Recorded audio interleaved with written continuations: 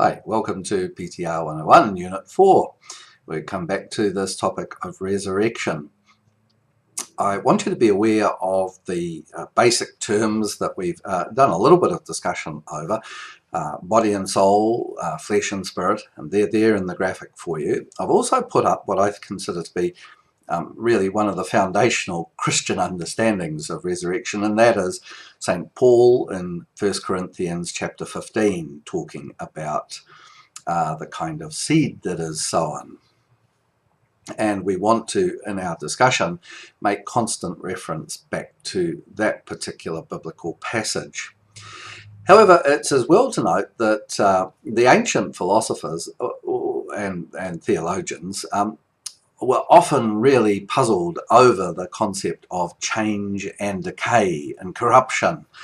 And Plato, in fact, thought that such was the state of flux that we went through, the state of changes on this earth, that the real desirable kind of heaven would be where there was no such change, where there was no kinds of corruption, such as flesh is heir to. Christian theologians also didn't want corruption in the doctrine of resurrection, and they got themselves into all kinds of difficulties when they started to solidify the concept of the resurrection into the resurrection of the flesh. So that quite naturally people would ask, well, if it's resurrection of the flesh, what bits of the flesh? The bit that is when I'm 2 years old, or the bit that when I'm 50, or the bits of the flesh when I'm as old as Methuselah?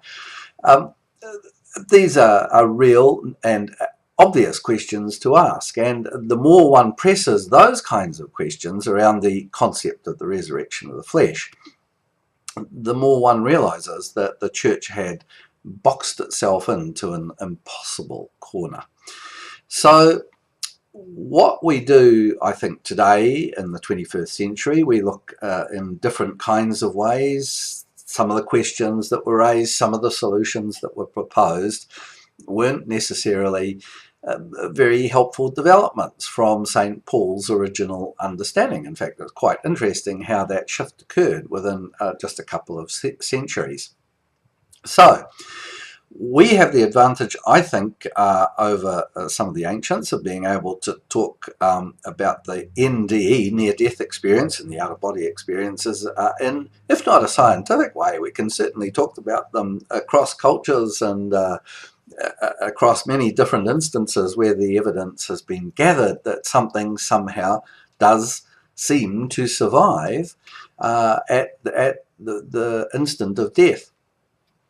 So what we have to do, I think, is take our understanding of, and also the fact that we could be wrong about NDEs, but take our basic understanding of that and say, well, does that make sense to talk about some of the categories of resurrection in the way that St. Paul talked about them? And that's what I hope we'll be able to achieve tonight.